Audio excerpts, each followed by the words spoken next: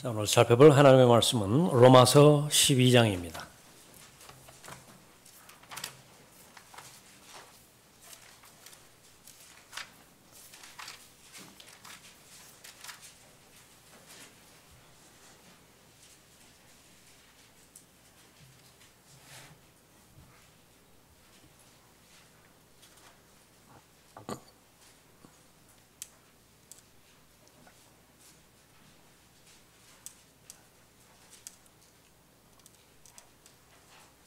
로마서 12장 1절 2절을 받들어 읽겠습니다.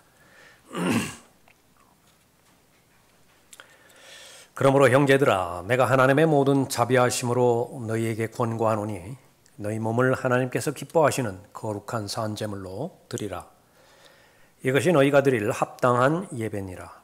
너희는 이 세상과 일치하지 말고 너희 마음을 새롭게 함으로써 변화를 받아 하나님의 선하시고 기뻐하시고 온전하신 뜻이 무엇인지 입증하도록 하라. 기도하겠습니다.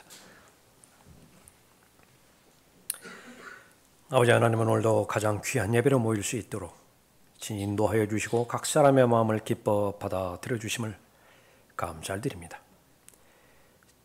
구원받은 하나님의 자녀들이 준비된 마음으로 하나님 앞에 드려지는 경배보다 더 값진 순종은 없는 것을 저희들이 잘 알고 있습니다.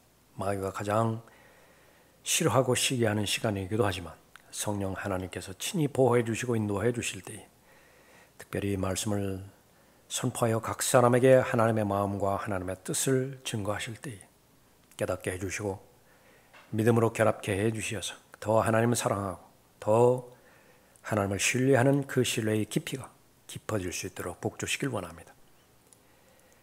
삶의 문제들이 하나님의 말씀으로 해결될 수 있도록 인도해 주십시오. 다시 오실 예수 그리스도를 기다리는 소망이 더 구체적이고 또 현실적인 가운데서 더 견고해질 수 있도록 돌봐 주시길 원합니다. 저를 주님명으로 충만하게 채워주시고 악의 세력이 이 시간 공격하지 못하도록 보호해 주십시오. 주 예수 그리스도의 이름으로 기도드렸습니다. 아멘. 자, 생명의 새로움 가운데 걸어가려면 이라고 하는 제목으로 말씀드리겠습니다.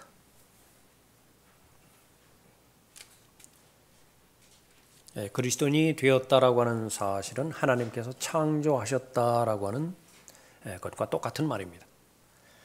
창세기 1장 1절에서 태초에 하나님께서 하늘과 땅을 창조하시니라 말씀하실 때에 하늘이 없었어요. 땅이 없었습니다. 모든 것이 무의 상태였지만은 하나님의 창조의 역사, 그 결과 바로 피조물이 창조된 것입니다. 첫 번째 사람의 죄로 인해서, 범죄로 인해서 죄가 세상에 들어오게 되었을 때에 이 세상은 하나님의 계획과 또 원리에서 벗어나게 되었습니다. 온통 모든 것들이 하나님을 대적하는 원수로 뒤바뀌게 되었는데 그 가운데 하나가 사람이었습니다. 그 사람으로부터 태어나는 모든 죄인들은 하나님과 적개심을, 하나님에 대해서 적개심을 품고 적의를 가진 채 일생 동안 하나님을 대적하며 또 그 죄로 인해서 일생을 마치게 되죠.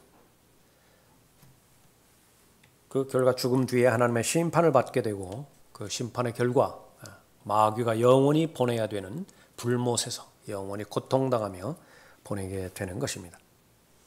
하나님께서는 그런 죄인들을 불쌍히 여기셨고 사랑이신 하나님께서는 그 사랑의 실천으로 독생자 아들 예수 그리스도를 주셨는데 하나님 편에서는 가장 좋은 것이었습니다. 아들 예수 그리스도보다 더 좋은 것이 없어요. 아들 예수 그리스도를 주셨다라고 하는 것은 마귀의 먹이로 주셨다는 것이고요. 그 저주의 대상으로 심판하셨다라고 하는 사실을 말하는 것입니다. 그래서 예수 그리스도 안에서 무엇을 하시든지 어디에 계시든지 항상 그 아들 안에서 느끼시는 아버지의 마음이 기뻐함이었는데, 사랑하는 아들의 기뻐함이었는데 저주하시는 그 순간에는 마귀를 대하는 것과 동일한 대상이었기 때문에 얼굴을 돌리셔야만 됐습니다. 대낮이었음에도 불구하고 캄캄하게 어두운 시간이 있었던 것이죠. 성경의 예언대로 죽으신 지 사흘 만에 부활하셨습니다. 그 결과 새로운 창조가 이루어졌어요. 또 하나의 창세기 1장 1절이 실현된 것입니다. 그것이 바로 여러분 안에 있는 새 사람입니다. 지금까지는 죄의 길을 걸어왔습니다. 이제는 의의 길을 걸을 수 있도록 창조가 된 것이에요. 지금까지는 마귀를 섬겼습니다. 이제는 하나님을 섬길 수 있는 길이 마련된 것입니다. 예수 그리스도 안으로 침례받은 우리가 그의 죽으심 안으로 침례받은 것을 알지 못하느냐? 침례는 죽음을 포함하고 있죠. 침례는 부활을 포함하고 있습니다. 이것이 구원의 본질이라고 로마서 6장 4절에서 말씀하고 있습니다. 그러므로 우리가 죽음 안으로 침례를 받아 그와 함께 장사되었으니 이는 아버지의 영광으로 인하여 그리스도께서 죽은 자들로부터 일으켜지심과 같이 우리도 또한 생명의 새로움 가운데서 행하게 하려 함이니라. 구원의 목적은 걸어가게 하는 데 있다 말씀하고 있습니다. 지금까지는 자신의 눈에 올바른 대로 걸어갔어요. 길을 잃어버린 양의 눈으로 바라보는 길이었기 때문에 바로 눈앞에 있는 그 현상만을 볼 때는 그것이 올바른 길이었지만은 멀리 끝까지 바라볼 수 있는 하나님의 관점에서 볼 때는 그것은 죽음의 길이었습니다. 수차례 경고했음에도 불구하고 꺾이지 않는 고집 때문에 계속해서 죽음의 길, 사망의 길을 계속 걸어왔던 것이지요. 그런데 예수 그리스도의 죽으심과 묻히심과 부활하심을 통해서 이제는 새로운 길을 마련해 주시고 그 길을 걸어갈 수 있는 모든 여건들을 마련해 주셨는데 그것이 바로 새로움입니다. 생명의 새로움. 그 가운데서 걸어가라. 구원받은 그리스도인의 입장에서는 모든 것이 다 새로워졌습니다. 새로운 모든 것은 다 하나님께서 주시는 복이에요. 그 가운데 하나도 가치 없는 것이 없고 차선이 없습니다. 모두가 다 반드시 우리가 소유해야 되는 최상의 것들이죠. 그러한 모든 것들은 하나만 하면 됩니다. 믿음으로 순종하기만 하면 돼요. 그러면 다 나의 것이 되는 것입니다. 하나님을 믿어드릴 수 있는 믿음이 그 어느 때보다도 필요한 때에 우리가 살고 있는데 왜냐하면 마지막 날들이라고 말씀하셨기 때문에 그렇습니다. 이 마지막 날들에는요, 믿음을 발견하기 힘든 때예요. 어떠한 믿음이냐? 하나님을 신뢰하는 믿음입니다. 부모의 말을 더 이상 믿을 수 없기 때문에 가출하는 것이거든요. 부모의 말에 더 이상 신뢰할 수 없기 때문에 내 자신의 계획을 더 존중하는 것이에요. 얼마든지 인간 부모와 자녀 사이에서는 그럴 수 있습니다. 자식이 부모보다 더 똑똑할 수 있기 때문에 그런 것이죠. 부모가 악하다라고 하는 전제에서 자녀에게 좋은 것을 주는 데는 한계가 있습니다. 그러나 우리가 섬기고 있는 하늘 아버지는 다른 분이세요. 거룩하신 분이고 전지하신 분이고 전능하신 분이고요. 무엇보다도 나를 아끼시고 사랑하는 데 있어서는 아들 예수 그리스도, 독생자 예수 그리스도를 주시기까지 하신 분인데 반문하십니다. 예수 그리스도를 주시기까지 하신 분이 무엇이 아까워서 더 주지 못하시겠느냐. 이것이 믿기가 대단히 힘들어져요. 수고하고 무거운 짐진 자들아 다 내게로 오라. 믿기가 힘들기 때문에 주저주저 하는 거예요. 온다 하더라도요. 오랜 세월 버틴겼어요. 예수 그리스도 안에 오고 보니까 지난 세월이 아깝습니다. 빨리 왔었어야 됐다고요. 빨리. 하나님의 순종하라는 말씀, 이것이 믿기가 힘든 때인데 하나님께서 우리에게 말씀하시는 것은 모두가 다 좋은 것들입니다. 모두가 다 우리를 위한 것들이에요. 우리가 하나님의 말씀에 순종하든 불순종하든 하나님의 하나님 되심에는 어떠한 변화도 없습니다. 우리가 하나님의 말씀에 순종해 드린다고 해서 하나님이 더 하나님 되지 않아요. 하나님이 더 거룩해지지도 않고요. 하나님이 더 전능해지지도 않습니다. 하나님께는 변함이 없어요. 모두가 다 하나님의 자녀들의 유익을 위한 것이지요. 말씀도 마찬가지입니다. 지금까지 걸어왔던 길, 거기서 돌이켜서 생명의 새로운 길, 예수 그리스도로 말미암아서 제시해 주시는 그 길을 계속해서 걸어가라. 얼마나 많은 방해들이 있을 것입니까? 얼마나 많은 어려움들이 있겠어요. 그것이 가치 있는 길이고 귀한 길인데 오늘 본문 말씀을 통해서 어떻게 하면 생명의 새로움 가운데서 하나님의 말씀대로 잘 걸어갈 수 있는 것인가? 하나님께서 말씀하신 것 하나님의 말씀으로 믿고 그것을 온전히 신뢰함으로 인해서 우리가 순종함으로 인해서 모두가 다 생명의 새로움 가운데 걸어가는 여러분이 되시기 바랍니다. 첫 번째로 참된 경배자가 되라고 말씀하십니다. 우리의 정체성, 제일 먼저는요. 우리는 하나님을 경배하는 경배자예요. 그 목적으로 존재합니다. 경배자의 목적으로 우리는 숨을 쉬고 있고 경배자의 목적으로 하루하루 호흡을 연장시켜주고 계세요. 하나님을 믿을 수 있어야 됩니다. 1절 보십시오. 그러므로 형제들아 내가 하나님의 모든 자비하심으로 너희에게 권고하노니 너희 몸을 하나님께서 기뻐하시는 거룩한 산 제물로 드리라. 이것이 너희가 드릴 합당한 예배니라. 다시 한번 정리합니다. 성경에서 말하는 예배는 무엇이냐? 예배당에서 드려지는 예배, 극히 일부분임을 알 수 있습니다. 예배당에서 드려지는 예배라 하더라도 예배가 아닌 예배가 될 수 있음을 다시 한번 알아야 됩니다. 왜 그렇죠? 예배의 시작은 몸에 관련돼서 말씀하고 있기 때문에 그렇습니다. 몸을 드리는 것, 그것이 바로 성경에서 말하는 예배인데 바로 합당한 예배라 말씀하고 있습니다. 합당하다라고 하는 말, reasonable입니다. 가장 가깝게는 가성비가 맞다 그렇게 표현할까요?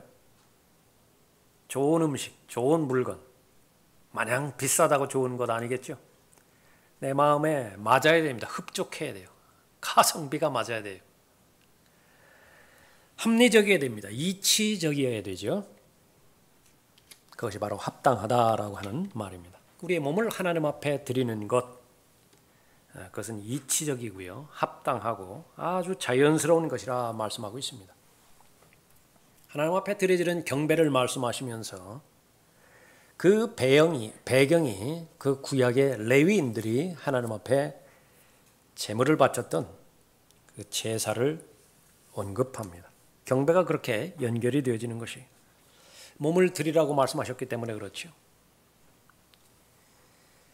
헌신적이고 성별되고 거룩한 삶, 그것보다 더 하나님을 사랑한다라고 하는 고백을 입증해 주는 말이 없습니다.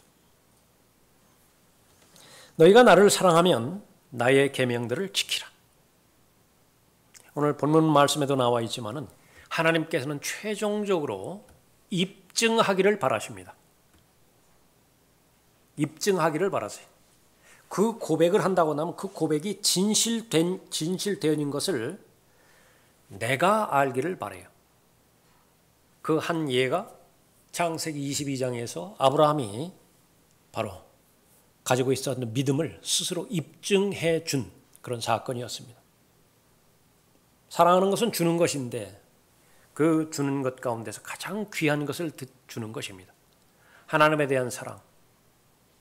아브라함에게 있어서 독자 이삭, 그것은 자신보다도 더 사랑하는 대상이었어요. 그것을 마침내 하나님 앞에 드렸을 때에 하나님께서는 아브라함의 믿음을 인정하셨습니다.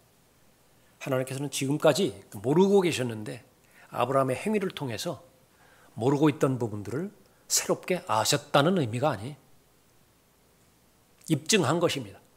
그럴 때 입증이 되었을 때에 아브라함은 확신이 있습니다. 나는 믿음이 있는 사람이구나. 너희가 나를 사랑하면 나의 계명들을 지키라. 계명을 지키는 것을 통해서 사랑의 고백을 판단하겠다 말씀하는 거죠. 나의 계명들을 가지고 그것들을 지키는 사람은 나를 사랑하는 사람이니 나를 사랑하는 사람은 나의 아버지께 사랑을 받으리라. 또 나도 그를 사랑하여 그 사람에게 나 자신을 나타내리라. 생명의 새로운 길을 걸어가는데 어려운 것은 무엇이냐 그러면요, 확신이 없기 때문에 그래요. 이 길을 걸어가는 것이 한 번뿐이 없는 내 인생에서 내 인생을 다 걸 만한 가치가 있는 것이냐. 그것은 다른 말로 하면 멀리 바라볼 수 없기 때문에 그렇습니다. 바로 눈앞에 보이는 것만으로 볼 때는 그런 것 같지만 그 다음에 2보, 3보 앞에 있는 것들에 대해서도 과연 그럴 것이냐 확신이 없어요. 그것을 계속 멀리 보여주시고 또 하나님에 관련된 모든 부분들을 더 많이 보여주실 때에는 갈등이 있을 수가 없습니다. 보이는데요. 그러니까 보는데 걸어가면 되잖아요. 안개가 너무 짙게 끼어서 특히 저기 남해고속도로 쪽에 가끔 가다 보면 그 안개가 많이 끼는 상습 지역이죠. 거기는 속도를 낼 방법이 없습니다. 뭐 보여야 이렇게 페달을 밟죠. 그러나 계명을 지킴으로 인해서 예수 그리스도를 사랑함이 입증이 되어지면 약속이 있는데 더 멀리 보여주시겠대요. 나를 더 많이 나타내 보여주겠다고 말씀하고 계십니다. 그러니까 순종하는데 어렵지 않아요. 그러니까 그것이 계속 유지가 되는 것이 바로 이 참된 경배자가 누리는 특권입니다. 너희 몸을 하나님께서 기뻐하시는 거룩한 산 제물로 드리라. 조건입니다. 우리의 몸을 드리라 말합니다. 원래 하나님 거예요. 그런데 내가 인정을 하고 또 그 인정된 증거를 하나님 앞에 드리라 말씀하고 있습니다. 여기에서 몸, 말 그대로 우리가 입고 있는 육체입니다. body, flesh. 그 안에는 좋은 것도 있고 좋지 않은 것도 있습니다. 아담의 타락한 본성, 그것까지도 포함한 것이 몸이에요. 하나님 앞에 드리라.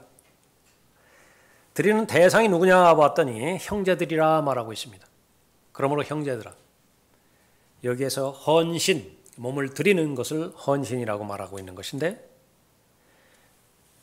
특히 이 부분을 왜곡시켜서 목사가 되는 것, 선교사가 되는 것, 풀타임 사역자가 되는 것, 그것으로 한정을 시킨 오류를 범해버렸죠. 절대로 그렇지 않습니다. 여기서 말하는 대상들은 형제들이에요. 구원받은 모든 사람들입니다. 목사가 되는 것은 특권 가운데 특권이에요. 아무나 목사가 되지 않습니다. 선교사가 되는 것 역시 마찬가지입니다. 아무나 선교사가 되지 않아요. 하나님께서 부르시지 않았음에도 불구하고 그런 은사와 증거가 없음에도 불구하고 섣불리 달려들었다가 낭패를 보는 경우는 부지기수입니다. 본인도 힘들고 따라가는 사람도 힘들어요. 그러니까 아예 그런 생각은 마세요. 아예 내가 헌신하면 나를 하나님께서 목사로 그렇게 만드시겠다. 그런 생각은 내려놓으세요.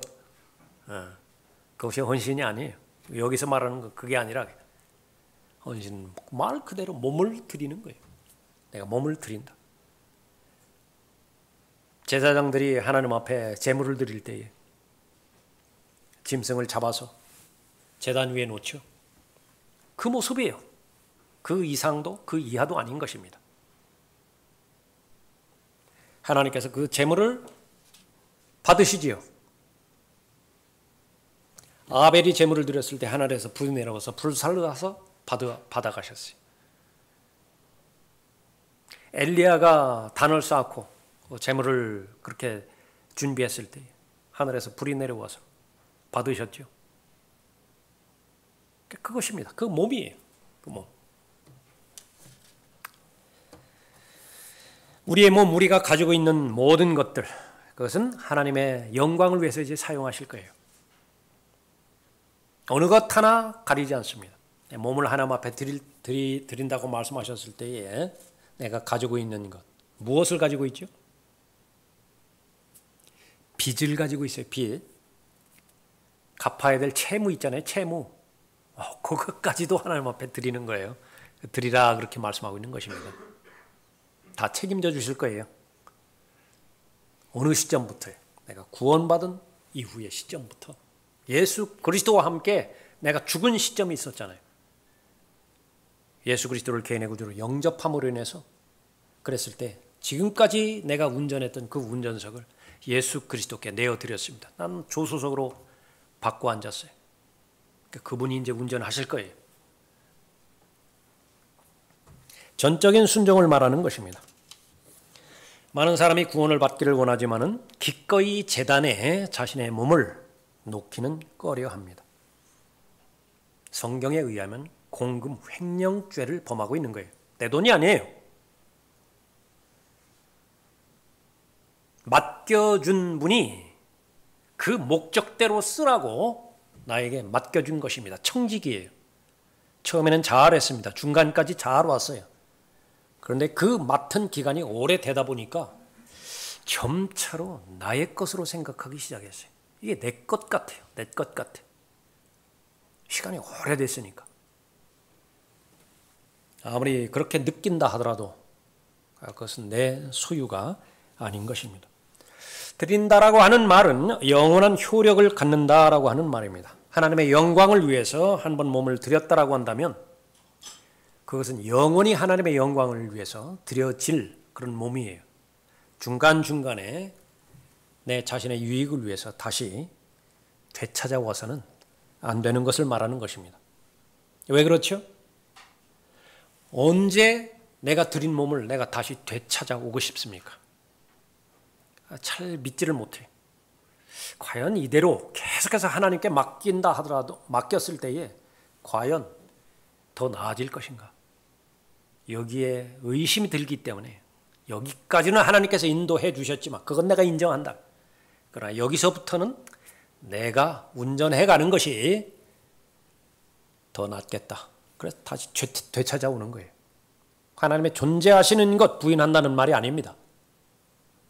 그러나 그 운전대는 이제 내가 운전을 해야 된다라고 하는 말이죠. 그런 부분에 대한 강조입니다. 드린다라고 하는 말. 그것은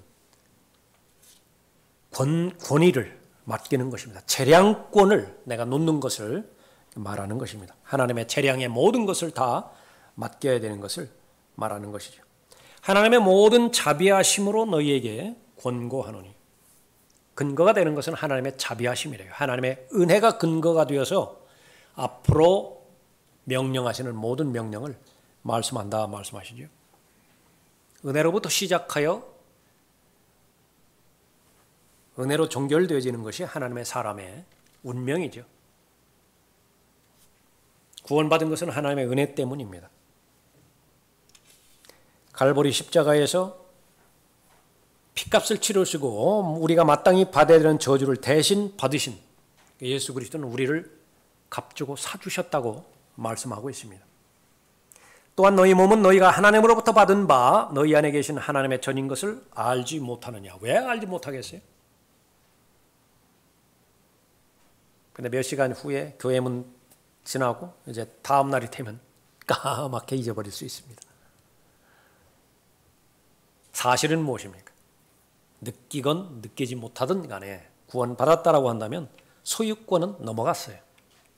하나님의 것입니다. 그 하나님의 소유는 하나님의 영광만을 위해서 쓰실 목적이에요. 하나님을 기쁘시게 할 목적으로 쓰실 것입니다. 하나님의 영광을 위해서 쓰여지는 모든 도구는요, 그 하나님의 영광에 반드시 동참합니다. 그 하나님의 영광이 자기 것이 되는 거예요. 하나님을 기쁘시게 하기 위해서 사용되는 모든 수단들은 그 하나님의 기쁨을 그대로 인수받습니다. 예수 그리스도가 나로 인해서 기뻐하다고 한다면 그 기쁨이 똑같이 나에게도 이루어지는 것이죠. 그것이 한 영입니다. 한 믿음이에요. 성령 안에 있는 모든 하나님의 자녀가 누리는 특권이기도 합니다. 너희는 값을 치르고 산 것이니 그러므로 하나님의 것인 너희 몸과 너희 영으로 하나님께 영광을 돌리라. 내가 손해보는 것 같은 뉘앙스를 풍기지만은 믿음으로 바라본다고 한다면 특권입니다. 우리 몸으로 하나님께 영광을 돌릴 때 나의 몸은 영광으로 가득 차는 것이고요. 나의 영으로 하나님께 영광을 돌릴 때 나의 영은 가장 좋은 상태가 되는 것입니다. 이 말을 똑같은 의미에서 다르게 표현을 하는 것이 고린도전서 7장 23절이에요. 너희는 값을 치르고 산 것이니 사람들의 종이 되지 말라. 자기 인생이 없는 사람, 돈을 아무리 많이 벌든 아무리 높은 지위에 오르든 남의 인생 살아주는 사람이에요. 종속적인 인생에서 벗어나지 못하는 것입니다. 여러분은 무엇을 하고 싶습니까? 여러분이 하고 싶은 것이 뭐예요? 그것이 없습니까? 다른 사람 인생에 끼어져서 휩쓸려 살아가고 있는 것입니다. 다른 사람이 하니까 나도 하는 거예요. 그러나 그리스도 안에 있는 새로운 피조물은 그렇지 않습니다. 새로운 열정을 주시고요. 새로운 목표를 주시고 또 새로운 경향을 주시는 것입니다. 그것이 바로 값을 치르고 산 바 된 하나님의 자녀에게 주시는 하나님의 말씀인데, 이제까지는 사람의 종들로 살아왔어요. 이제까지는 세상의 종들로 살아왔지만 이제는 하나님의 종으로 살아가는 것입니다. 그러기 위해서는 자신의 지금까지 누려왔던, 자신이 인식했던 모든 권리, 자신의 인생 계획, 자신의 인생 목표, 그것이 하나님과 무관한 것이었습니다. 그것을 다 내려놓고요. 이제부터는 하나님께서 구체적으로 여러분에게 말씀을 하실 거예요. 지금까지도 말씀을 해 오셨을 것이고, 그것이 도움이 되든 도움이 되지 않든지 간에 무엇이었든지 간에 그 명령에 순종할 믿음이 있다라고 한다면 하나님은 보장합니다. 성공한 인생이에요. 번영하고 번성되어지는 인생입니다. 그것을 어떻게 할 수 있습니까? 성경 안에 기록된 수백 명의 간증의 기록들이 우리를 지지해 주고 있습니다. 임상 실험들이에요. 이거는 보장하는 것입니다. 그 가운데서 몇 명만 간추리고 또 간추리고 간추려서 제시한 것이에요. A+ 학점 받은 사람들이 있습니다. 좋은 학점 받은 사람들. 그러니까 추린 거예요. 수많은 다른 사람이면 그 대표적으로 추린 것이 여러분이 잘 알고 있는 히브리서 11장에 좋은 평판을 가진 믿음의 사람들이었습니다. 그 사람들 뿐이겠어요? 성경에 나와 있지 않은 사람은 무한대로 많이 있겠죠. 동일한 것은 하나님을 믿었던 사람이 있습니다. 우리가 알아야 되는 것, 그것은 하나님께서 우리를 발견하기 전에 우리는 지옥으로 향하고 있었던 죄인이었다는 사실입니다.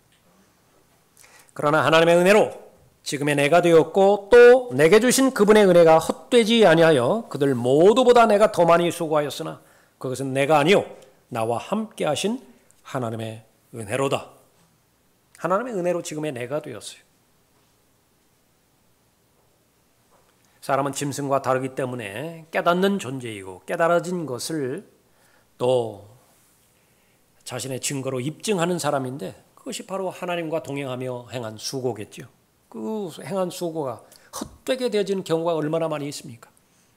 그러나 하나님의 은혜가 함께해서 그 수고한 수고가 하나도 헛되지 않게 된 것입니다.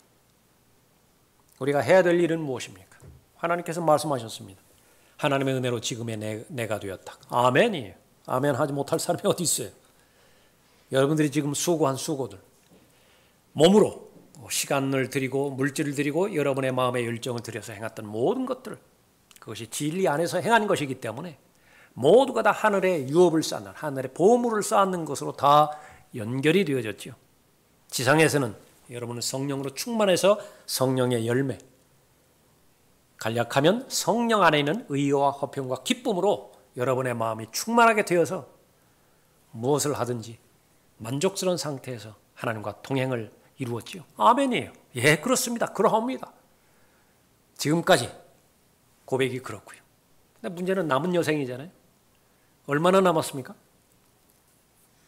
여러분 가운데서 마음속으로 한번 생각해 보십시오.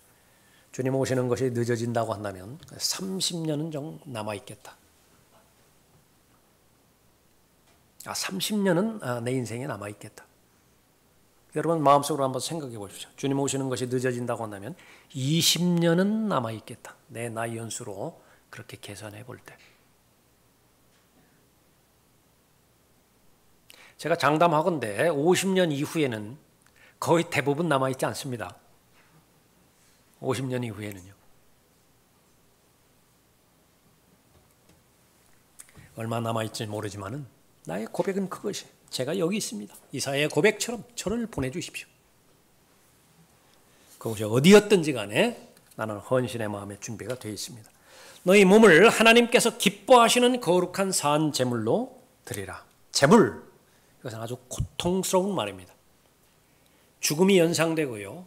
피로 범벅이 되지는 피 흘림이 연상이 돼 피 비린내가 나지죠. 번제 같은 경우에는 다 불태워져 버리는 것입니다.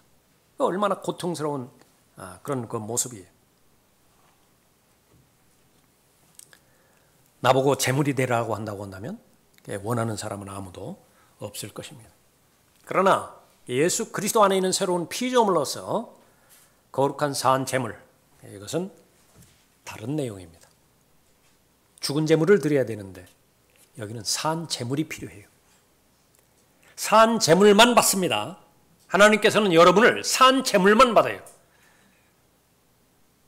쓸 대로 다 쓰다가 거의 달아 없어져 버린 것, 그거 기껏해 하나님 주실 때 하나님께서 별로 달가워하지 않으세요? 아주 생생하고 활력이 있고 에너지 넘치고 빛이 반짝반짝 비치고 그런 것들 하나님 앞에 바쳤을 때 하나님께서는 좋아하시는 것이에요. 언제가 그렇습니까? 그리스도인에게서는 항상 지금 이 자리에 현재예요. 여러분의 지금의 상태라고 하나님 앞에 드릴 때에 그것은 바로 산 제물로 하나님 앞에 바쳐지는 것입니다. 누구든지 나를 따라오려거든 동행이죠. 생명의 새로운 길은 이미 마련되어 있습니다. 아무나 따라가는 것은 아니에요. 원하여야 따라갑니다. 구원의 길은 활짝 열려 있고 지구상에 살아가는 사람이 70억 80명의 사람이라고 한다면 그 모든 사람이 구원을 받을 수 있는 길이 열려 있지만은 다 구원받는 것은 아니에요. 왜 그렇습니까? 원하지 않기 때문에 그래요. 빛이 제시되었지만은 어두움 가운데 계속 머물러 있기를 더 원해요. 그래서 구원받지 못하는 것입니다. 생명의 새로운 길이 마련되었음에도 불구하고 모두가 다 그 길로 걸어가지 않는 것은 원하지 않기 때문에 그렇습니다. 그러나 원한다면 내 말을 순종하라. 누구든지 나를 따라오려거든 자기를 부인하고 날마다 자기 십자가를 지고 나를 따르라. 십자가, 제물이죠. 제물입니다. 그럼에도 나는 살아있어요.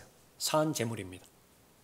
제물은 죽어야 되는데 그럼에도 지금 나는 살아있어요.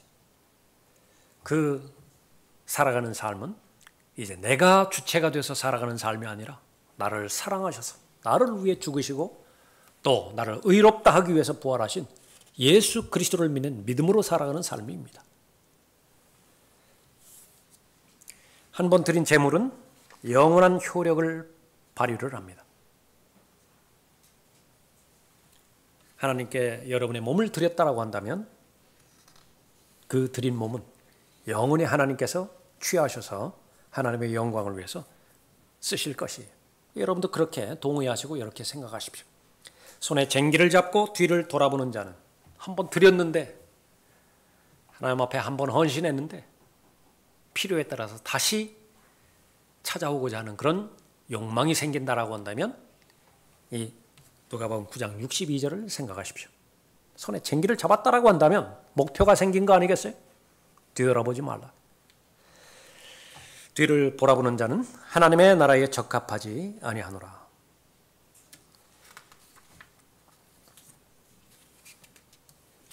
거룩한 산 제물로 하나님께서 바치라고 말씀하셨는데 그것은 하나님의 목적을 위해서 따로 떼어 놓아졌다.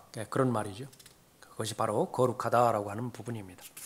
우리는 생명의 새로움 가운데서 걸어가야 되는 사람입니다. 그 목적으로 우리를 구원해 주셨기 때문에 그렇습니다. 그러기 위해서는 두 번째로 영적인 지혜자가 되어야 됩니다. 2절 보십시오. 너희는 이 세상과 일치하지 말고 너희 마음을 새롭게 함으로써 변화를 받아 하나님의 선하시고 기뻐하시고 온전하신 뜻이 무엇인지 입증하도록 하라. 이제 몸을 다루는 부분에 대해서 충분하게 말씀하셨다고 한다면 그 몸을 드리는 것이 의미가 있기 위해서는 이제 마음의 문제를 다루셔야 됩니다. 마음의 변화라 말씀하고 있죠. 삶의 모든 문제는 마음에서 나오는 것입니다. 그 마음에서는 생각의 씨가 계속해서 심겨지죠. 생각이 마음 가운데 착상이 돼서 잉태가 되어지면 그 생각은 반드시 출산을 하게 돼서 생각의 열매를 맺게 되어 있습니다. 그것이 선한 것이든 악한 것이든 반드시 추수하게 되어 있죠.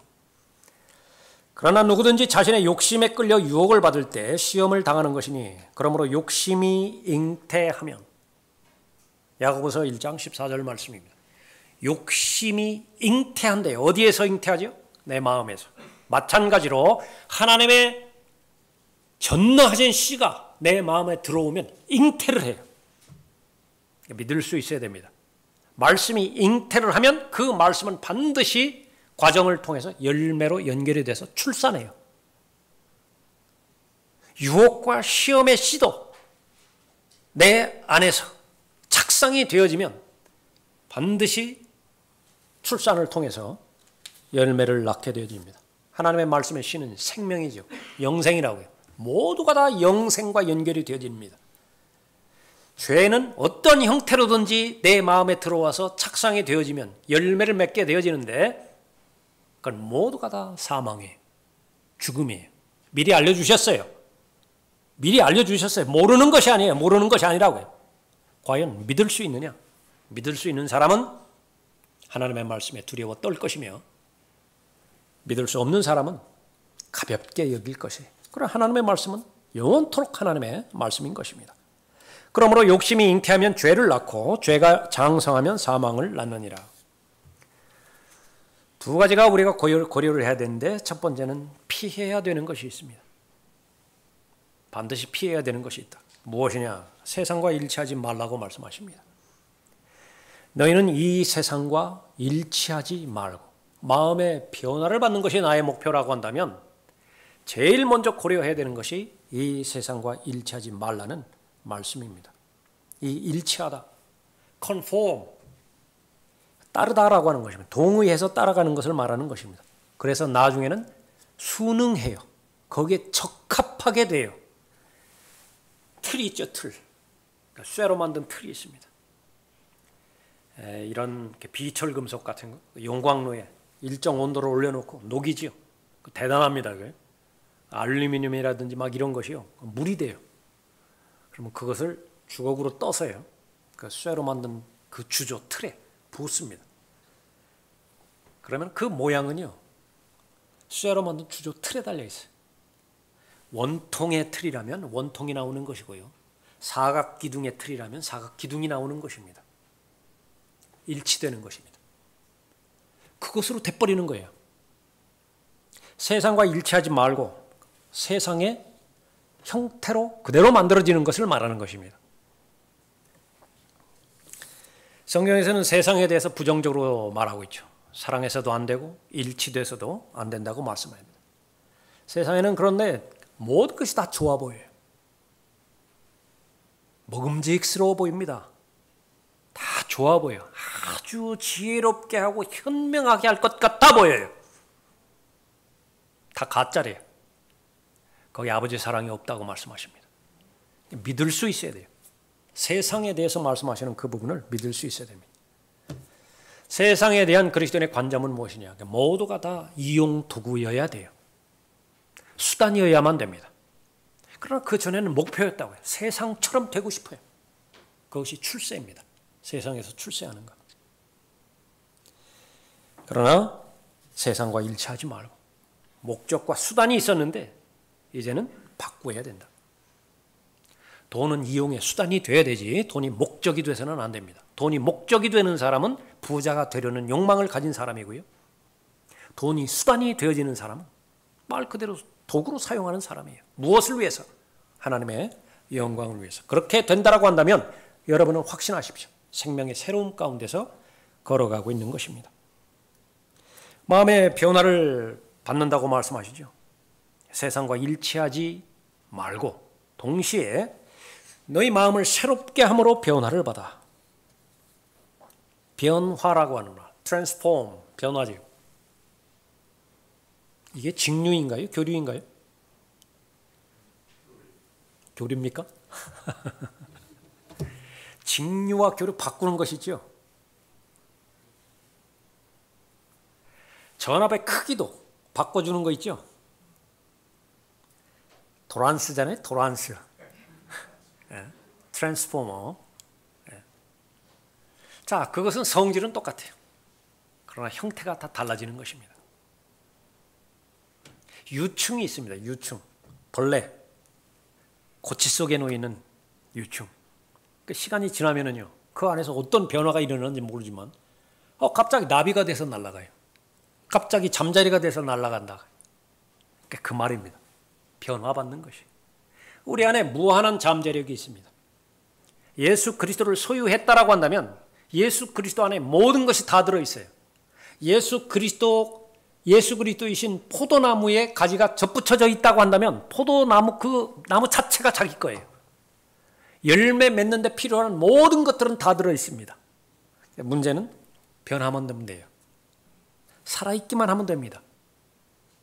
그 고치 속에 있는 유충이 죽지 않고 살아있기만 한다라고 한다면, 그 시간에 순응하기만 한다라고 한다면 언젠가는 등껍질이 근질근질해지기 시작하는 거예요. 몇 번 비비면은 이제 거기서 나오는 거예요. 나와서 바라보는 세상은요, 새로운 길이에요. 새로운 세상이라고요. 새로운 세상. 지금까지 경험했던 것은 아주 습기차고 우중충하고 늪지대였는데 세상에 태양이라는 것이 있더라고요. 꽃과 나비가 있더라고요. 신선한 공기가 있고, 공기라고 하는 것을 거기서 처음 살펴봤어요. 다시 원래의 위치로 돌아갈 생각이 없습니다. 생각만 해도 끔찍스러운 것이에요. 변화의, 마음의 변화의 능력인 것입니다. 생각할 것을 생각하는 훈련을 통해서 가능합니다. 마땅히 생각해야 될 것을 생각해야 되는 훈련을 통해서 가능한 것입니다. 끝으로 형제들아, 만일 무슨 덕이 있거나 무슨 칭찬이 있으면 무엇이든지 참된 것, 그것만을 생각하라.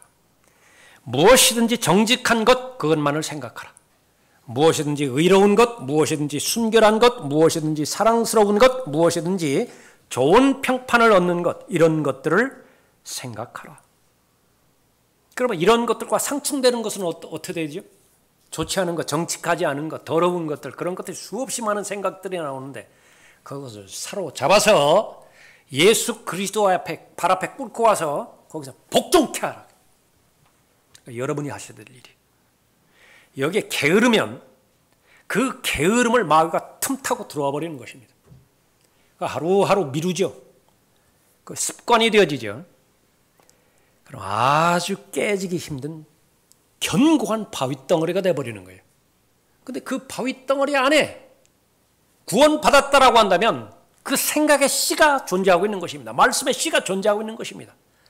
숨을 쉴 여력이 없어요. 씨는 있는데, 그런데 그것이 뚫고 나가기 위해서는 그 견고한 바위덩어리가 깨지고 부서져야 되는데 일생 가운데서 그것이 일어나기가 거의 힘듭니다. 왜냐하면 선잠 들었을 때는 잠깐만 툭 쳐도 깜짝 깬다고요. 그러나 깊은 잠이 들었을 때는 발로 걷어차도 알지를 못해요. 정신 차리고 깨라고 그렇게 말씀하셨는데, 생명의 새로운 가운데 걸어가는 것이 얼마나 귀한 특권이고, 지금 현재 내가 생명의 새로운 가운데 걸어가고 있는 것이 여러분에서 입증이 되어진다고 한다면 그보다 더 큰 감사가 없는 것입니다. 무너뜨려야 될 생각은 무너뜨리십시오. 복종케 해야 되는 생각은 복종케 하십시오. 생각해야 되는 생각은 반드시 생각하세요. 그것이 의식입니다. 깨어있는 사람이 가지고 있는 의식이에요. 그 마음을 어떻게 가졌느냐에 따라서 관능적인 사람이 될 수 있습니다. 육신적인 사람이라고도 말하죠. 이 사람은 감각에 의해서 통제되는 사람이에요. 느끼는 대로 반응하고 보는 대로 반응하고 듣는 대로 반응하는 것입니다. 구원 받았을지 모르지만 일요일에 교회 나오는 것 제외하고는요, 세상 사람들과 다르지 않아요. 우리가 산 제물로, 거룩한 산 제물로 하나님 앞에 드렸다라고 했을 때 그 제단은 교회 예배당이 아니에요. 어디를 가든지 거기가 다 제단인 것입니다. 집에서 여러분은 거룩한 산 제물로 드려진 참된 경배자이고요. 직장에서, 사업터에서, 운전하고 가는 거리에서 모두가 다 산 제물로 드려진 거룩한 산 제물이 되어지는 것입니다. 여기서는 아주 성령 충만한 상태에서 사람들과의 관계도 좋고 나쁘지 않죠. 또 그래야 되죠. 그런데 이 부분이 벗어나 버리면 육신적으로 돌아가서 그렇게 행한다라고 한다면 그것은 결코 바람직스럽지 않은 것입니다. 또 성경에서 자신의 혼에만 의지해서 자신의 지성과 의지와 감정에 의해서만 통제되어지는 사람, 더 무서운 사람입니다. 성경을 전반적으로 다 알고 있는 사람, 성경 구절에 어디에 무엇이 나와 있는지 다 아는 사람. 한 몇 주 전에 구령 상담을 하는데요, 본인이 이야기를 해요. 자신은 구원받지 못한 죄인이라고, 구원받고 싶다고. 근데 모르는 구절이 없습니다. 그 마음의 상태에 대해서 말씀하실 때에 고린도후서 4장 4절에 있는 말씀이라고 말을 해요. 본인이 예수 그리스도께서 오신 목적, 죄의 본질이 무엇인지 아시느냐고 말했더니 그것은 또 예수 그리스도를 믿지 않는 것이 죄래요. 심지어 민수기 32장 23절의 구절도 알고 있습니다. 그런데 구원받지 못해요. 혼적인 사람에 속아서는 안 되는 것입니다. 말씀을 아는 것과 말씀에 순종하여 말씀대로 사는 것, 그것은 다른 영역이에요. 순서가 말씀을 아는 것, 그것이 첫 번째 단계일 뿐이에요.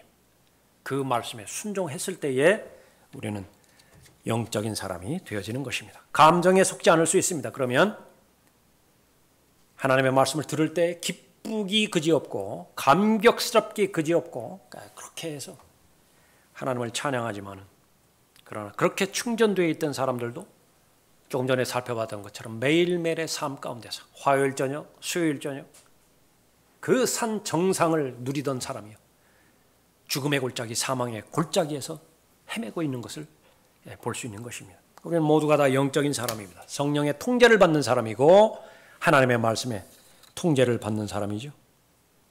그 사람이 되어졌을 때 가장 행복한 사람입니다. 그 사람은 최종적으로 자신의 믿음을 입증해서 믿음으로 걸어갈 수 있는 사람입니다. 하나님의 선하시고 기뻐하시고 온전하신 뜻이 무엇인지 입증하도록 하라.